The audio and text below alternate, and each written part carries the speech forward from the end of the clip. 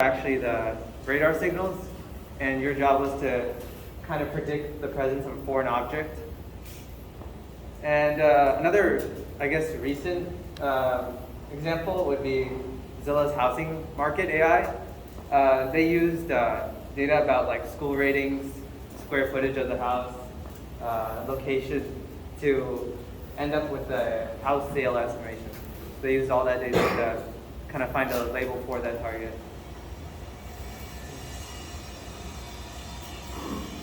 So here are some common examples of supervised learning algorithms. Linear regression, you might have heard from like stats class, is basically creating a line of best fit. You're given a bunch of x values and y values that correspond to it, and the x values are basically the features and the target, and the y values are the target or labels of that data set. And so you can use that to predict any label given an X. And then also most neural networks are also supervised learning algorithms where you're training the model with data points that have a desired outcome. And as you can see here, the MNIST data set is training. We're using the MNIST data set to train a neural network. And that has actually an output associated with it, which is like the 5 associated with the pixel image of the handwritten digit 5. So, and you'll see later on why I said most, because there are actually some neural networks that tackle unsupervised learning algorithms. So, unsupervised learning algorithms are actually discovering patterns and relationships in data that have no labels. You're only given the attributes of that data or the features. So an example could be customer data. You're given information about each customer, like education, gender, location, and age. And some of the things that you could learn from using unsupervised learning is like finding similar groups with similar tastes. And another cool application of unsupervised learning is breast cancer genes. If you ever take CSAI 448, which I recommend, it's bioinformatics algorithms, you'll get to work with a huge data set of gene expression levels of people with breast cancer, and you'll be able to see patterns that emerge, and ultimately you can cluster different that data into 6 different subtypes of breast cancer. And also there are other studies that kind of take that further and try to find how important each gene is and how it affects breast cancer. And then I guess a more recent application of unsupervised learning is security and cybersecurity. People have been taking in request frequencies, variances from different sources, and they're able to see which of these requests represent misuse or intrusion to a software.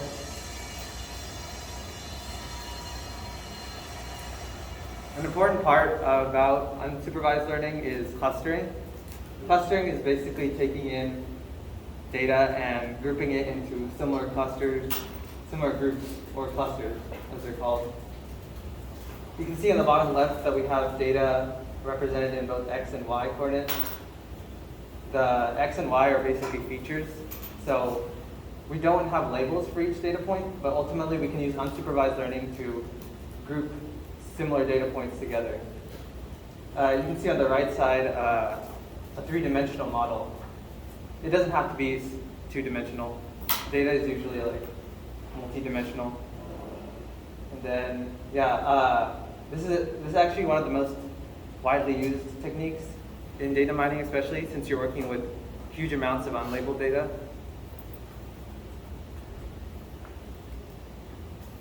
Does anyone have any questions so far? All right. So kind of reiterate what unsupervised and supervised learning looks like. Supervised learning is discovering data and relationships with data that has both feature and target labels. And examples would be linear regression and neural networks, which use unsupervised learning algorithms. Then unsupervised learning is working with data that has no labels. You're basically trying to learn inherent patterns and relationships inside of it without a specific goal in mind, but you could go into it with a specific goal. And some examples are k-means clustering and autoencoders, which are a specific type of neural network meant for unsupervised learning. So to get into k-means clustering specifically, it's an algorithm that partitions the data into k clusters. And each of these clusters is centered around a centroid. And that's kind of like the center of each cluster. And there are k of these. And to use this, you need a distance function. So it'll be hard to work with distance in categorical data. So you have to convert it some way into a quantitative distance function. And also, k-means is an iterative process. So you can apply it over and over to get on the same data set to get different results. And ultimately, you want a convergence criteria because you want to stop running k-means at some point and kind of understand that you're satisfied with the results that it has. So you can see on the right that we have a data set you probably saw in an earlier slide. And k is 3, so it was able to group this data into k groups, or 3 groups.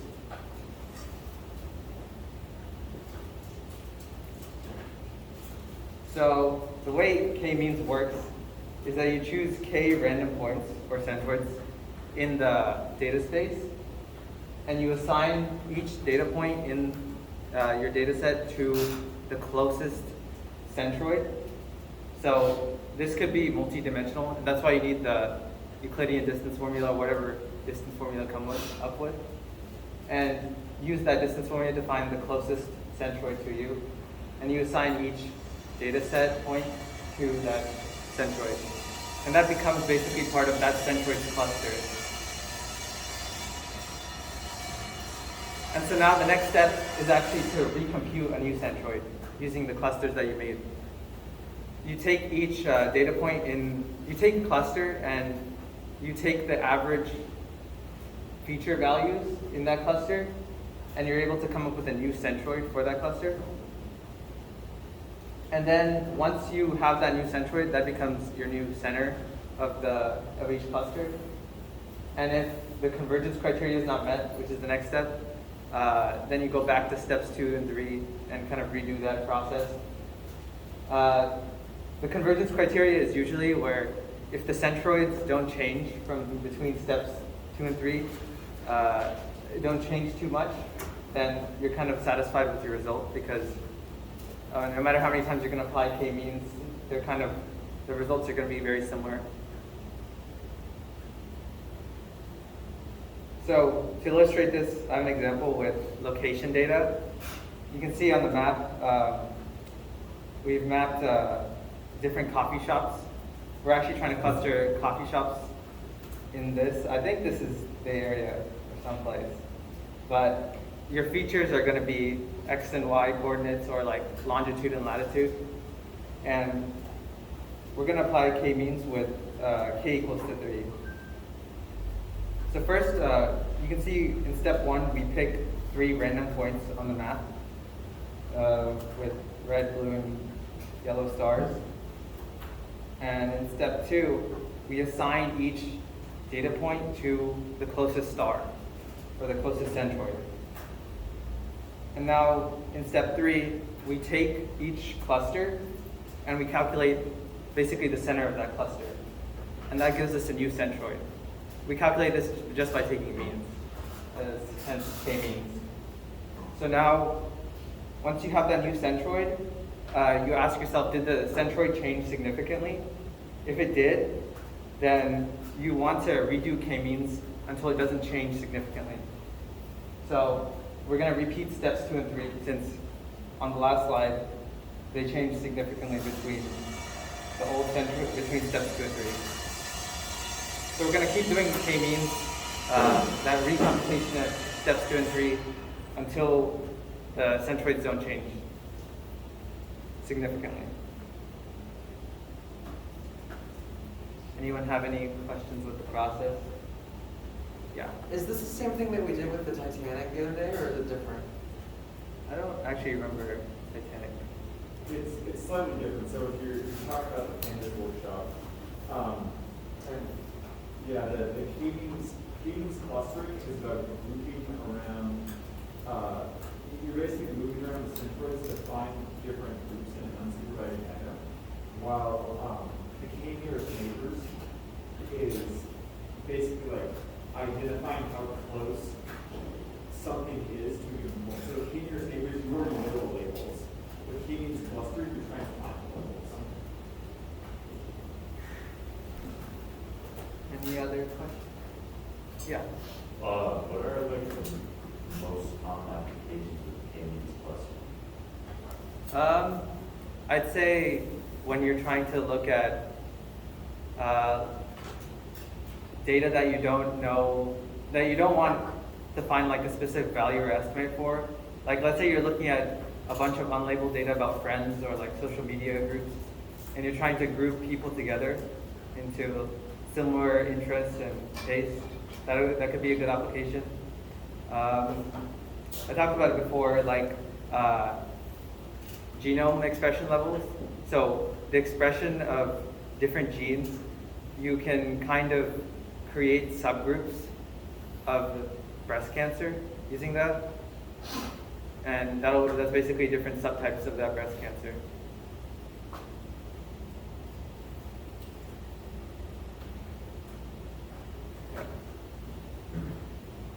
Yeah. Does anyone have any other questions? All right. Well, there are a couple of weird things with k-means that you have to kind of work with. Is you have to choose a specific value of k. And that can be hard if you don't know exactly what you're looking for. But if you have some intuition about the problem, then you might be able to pick a relatively good k value. Otherwise, usually it takes some iteration to find patterns. You might start off with like k equals 2 and kind of work your way up until you find the stronger clusters, or you find basically the best clustering process for any given k is like how fast it converges.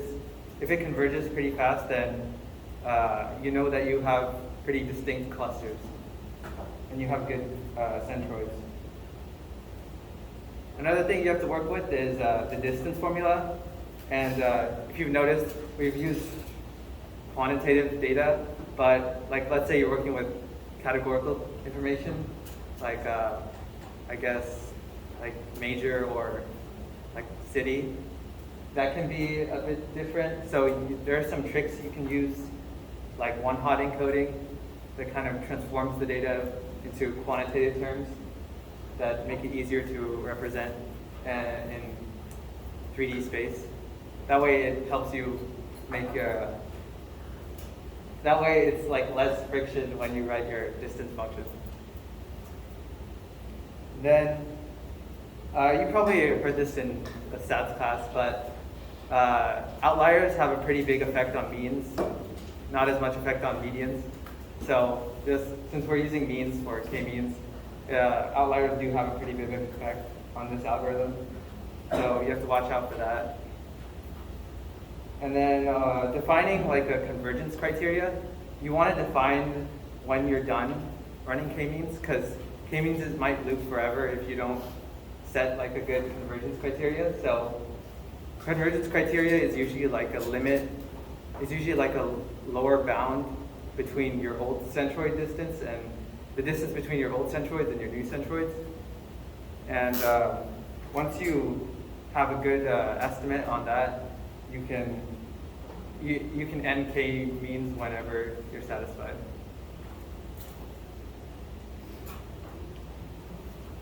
So I guess kind of rounding out our knowledge, I have a question for everyone. Let's say I'm working with data about places around the world with their weather information, like temperature, humidity, and I want to know what places are similar to like the climate is low. Would this be an unsupervised or supervised learning problem?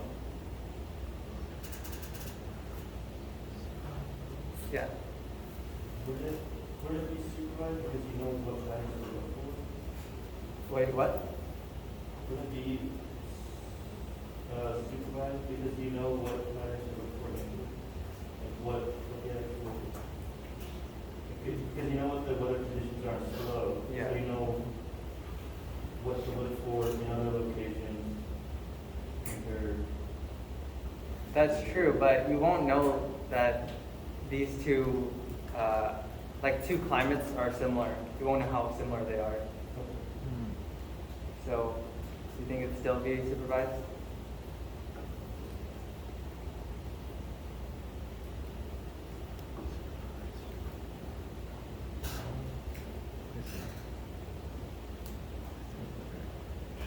Usually if you're looking for like places that are similar, clustering helps because you don't know specifically what makes them similar, but once you run k-means on it and kind of work with different values of k and different distance functions or convergence criteria, you can kind of figure out which, what are the clusters of climates like. So unsupervised, this would be a good unsupervised learning problem because ultimately, if you run it, you could get clusters around similar climates that are like tropical climates or like polar climates or like temperate climates. So basically, we find out which cluster slow belongs to, and that cluster of every data point in that cluster has similar climates to slow.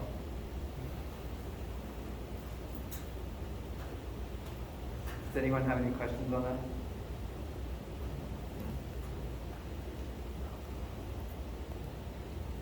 All right, so another question.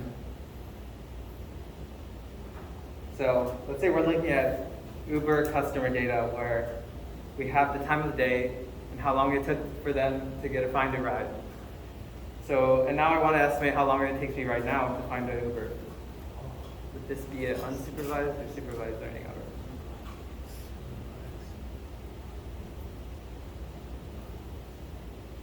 Yeah. So you have data and you have a conclusion about the data. So I would say it's supervised because you know the target answer, and then you're trying to predict another target answer. Yeah. Yeah, that's a good explanation. Yeah, it would be a supervised learning algorithm. I have another question. Yeah. Wait, so in this example, what are the features and labels that you define? Because I think you made a definition where supervised learning has to do with both a target or a label and features. What are the ones in this? Yeah, so that's a good question. In this, it would be the time of day. That's kind of like our feature. And how long it took for that time of day. Basically, every data point is going to be a person ordering an Uber. And the feature would just be the time of day that they started ordering the Uber. And the label would be how long it took for them to find the ride. And so now we're trying to take a new data point, which we don't know the label for, but we know the time of day.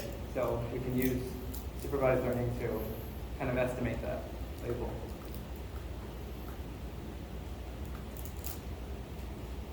So here's hopefully not a super tricky question, but what do you guys think the optimal K for an MNIST data set would be if you tried to cluster these pictures by similarity? Yeah, I think it's 10, right?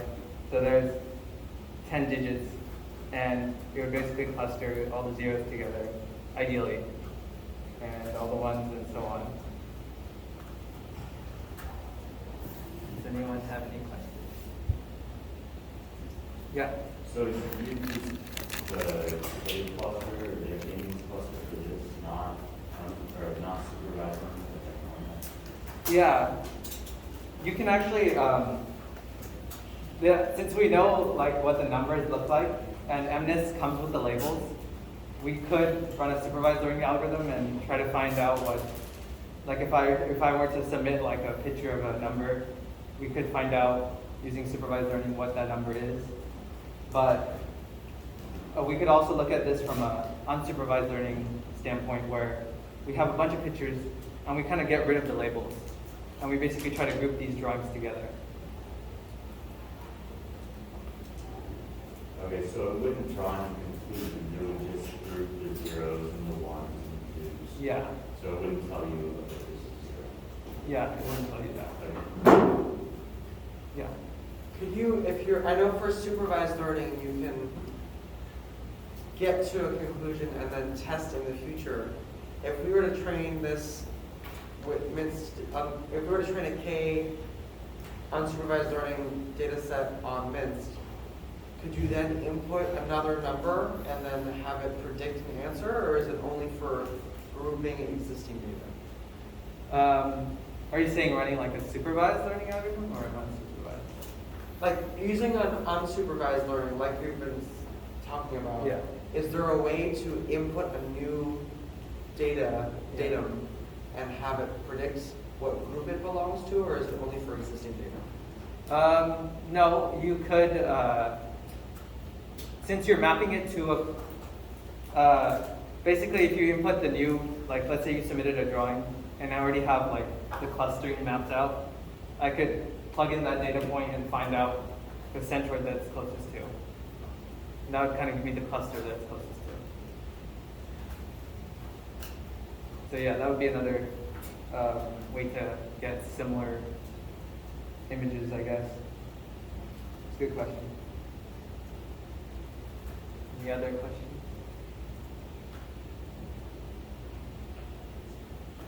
All right, so to kind of finish off, there are actually other, so I talked about before where there are other neural networks that focused on unsupervised learning. And some of these include autoencoders, which basically are neural networks that try to take a large space of data and reduce the dimensionality and kind of give you more information about certain factors that make that in data important. So I guess a good example would be like if I gave an autoencoder data about gene expression levels, it would be able to tell me there would be a way to tell you which genes are more important than others. And ultimately map it onto a space that's smaller. And that way you can find out which subtype it is easier. Another cool unsupervised learning algorithm is generative adversarial networks. Technically they're like semi-self-supervised, but there are unsupervised parts of it where it basically tries to take in a bunch of images. It doesn't have specific labels, but it takes in a bunch of images and tries to create its own rendition of that type of image. If you've ever seen like generating art, CSAI, those are GANs. So they take in a bunch of images of art. They don't have labels, but it tries to reproduce new art based on that. And self-organizing maps. This is actually something I learned about recently. They basically take in data points and they try to create a topology or like a graph of those data points, or a 3D graph, I guess. So you can see once we run the network once we run a self-organizing map network on a data space, they stretch to kind of fill up the space and go towards centers of the data. And ultimately it creates a sort of 3D shape that kind of describes like saddle points and high points in the data. Yeah, those are the two images on the right. That's what's generated in the end. So to kind of give a summary about what we learned today, we learned to identify the difference between unsupervised and supervised learning. We learned about what clustering means and why it's important. And then we also talked about what k-means is and how it specifically works, as well as we just talked about other unsupervised learning algorithms. Does anyone have any questions? Yeah. Sorry, I have a follow-up from earlier. So supervised learning and unsupervised learning, is there typically a difference between the two of, like I was asking earlier, predicting versus categorizing? Like is supervised learning generally used for creating something that can predict other things, and unsupervised learning is generally used for clustering, or does it not really matter?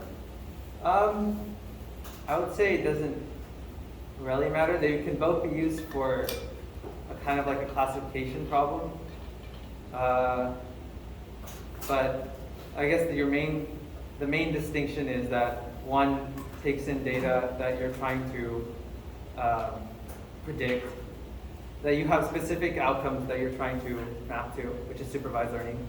And unsupervised learning, you're giving it data and you're telling it find patterns, basically. Thank you. Any other questions?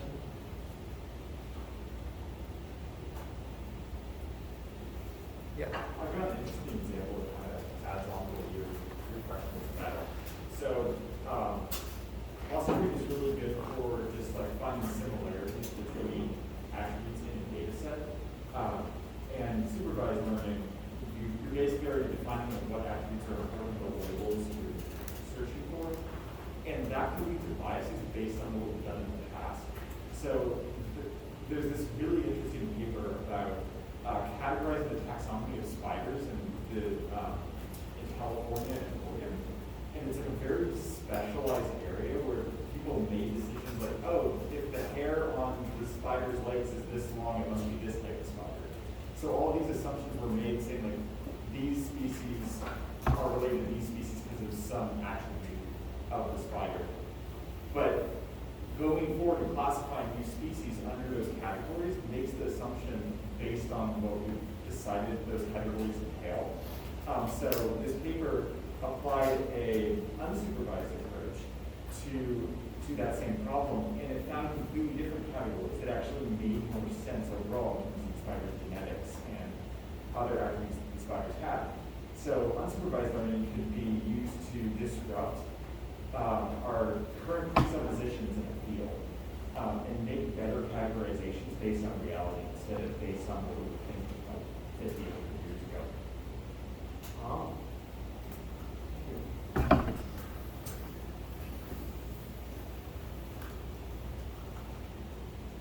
Yeah. Just curious, how big of a factor is displaying results when it comes to cadence? It seems like knowing how well it would require some like visual validation. Yeah, that's true. With two-dimensional, it's pretty easy to like kind of tell clusters, right? With multidimensional, you kind of need more specific values like variances within the cluster or like standard deviation within it. Three-dimensional, you can probably use some software like MATLAB, but super like higher dimensional, you definitely need specific like there's intercell cluster, there's intercluster statistics, and there's intra-cluster statistics.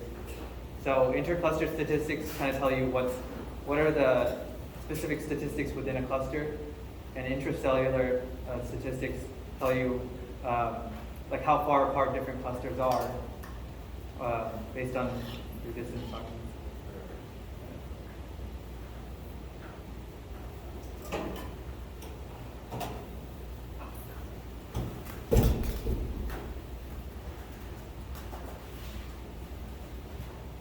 Any other questions?